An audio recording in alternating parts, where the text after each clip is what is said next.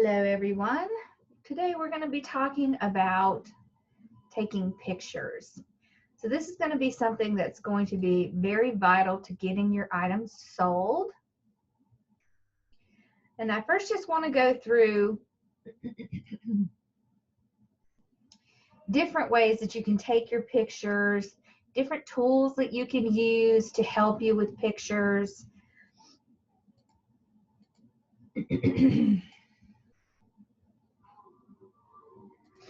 All right, so let's look at this picture here. Okay, so this is a sign I made, and it was actually taken indoors underneath my box lights. And as you can see, it's very muted. The colors just don't look right.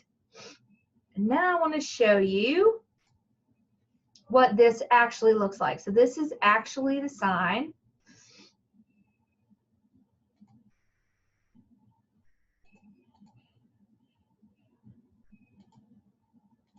This is what it looks like when I took it indoors. So one of the main things that you need to understand about taking photographs, especially of items that you're going to be selling, is that it really needs some type of natural light. Let me show you some examples of some natural light. First, let's look at pictures taken indoors. So this is a picture taken indoors with spotlights on it. What you can see, there's light up here that is shining. This is creating shadows over here. And the colors on this just are not as vibrant as they are in person. So when you're selling something, it's very important that your photographs are going to look as close to the product as possible. This is a picture that is taken outside in natural light. However, this was taken at my warehouse, and what I want you to see is this is not in direct sunlight. I actually have it in shade, and it looks great. The colors are perfect. There's no shadows on anything. I just stuck it up on this grid wall and took a picture.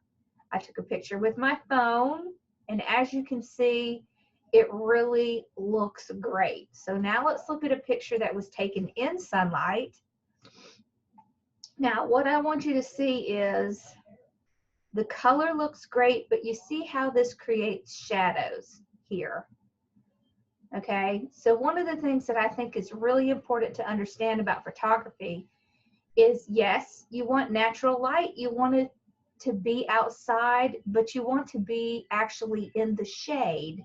You do not want the sunlight shining directly on it because it is going to create these shadows. This is not something you're going to be able to edit out.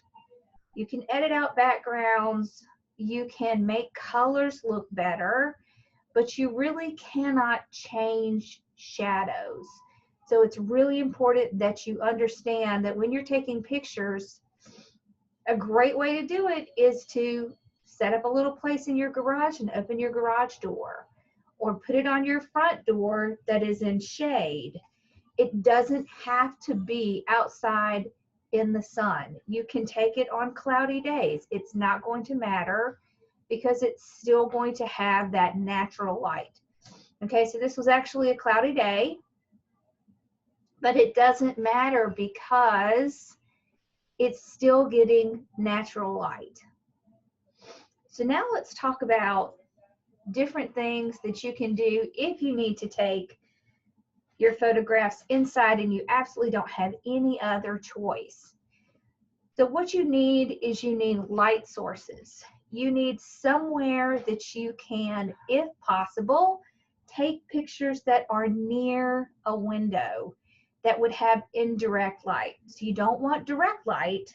Remember how we looked at that picture. Okay, it's important that you don't have direct light. What you want is indirect light.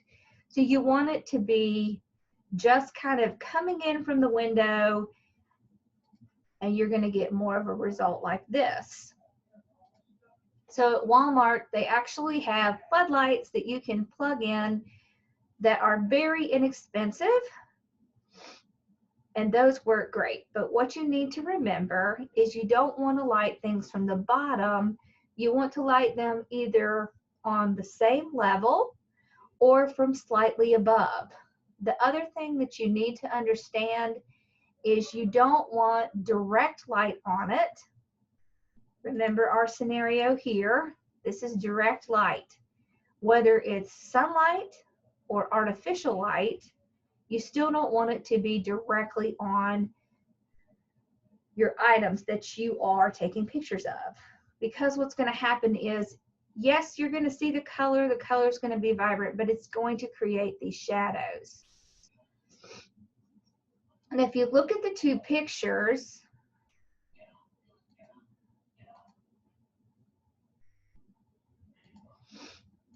this one is much more attractive. It's taken in indirect light. So what you can do is you can get these floodlights, and then you can get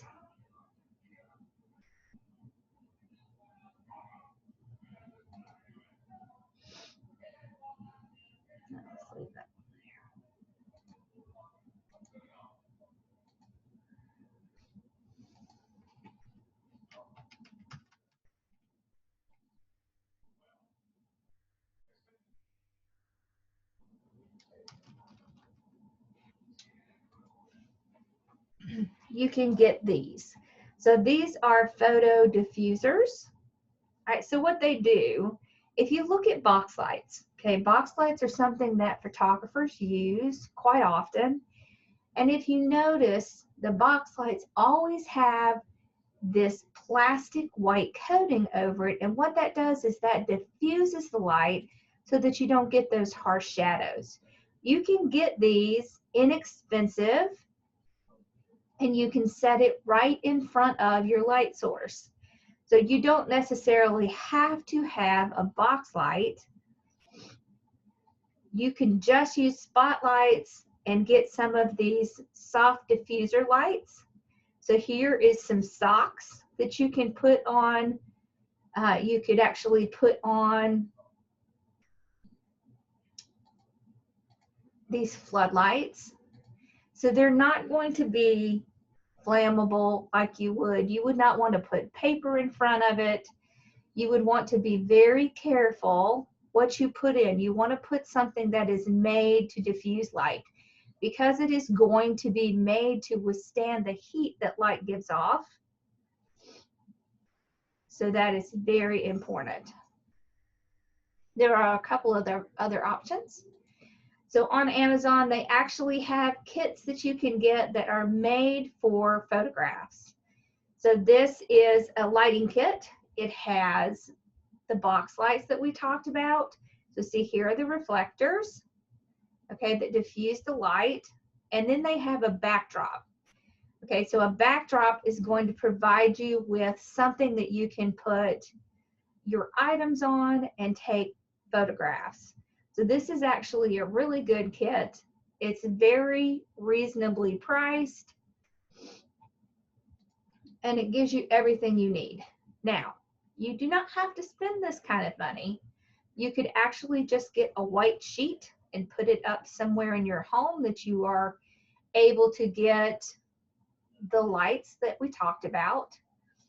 You can also get photo boxes. So these are photo boxes. They come in all different sizes. And what they are is they are, just like we looked at, they're the diffusible light. It's all inside a box. So you can see there are lots of different variations of them. You can get them with lights in them. You can get them just as a photo box. You can get them large enough to actually take pictures of wreaths. They do come in lots of different sizes. And one of the things that is great about these is that they automatically diffuse the light. So you could take this under lighting you already have and just use the external lighting to diffuse through these boxes. So there are all different ranges of these photo boxes. It is something that is often used when people are doing photography for their items.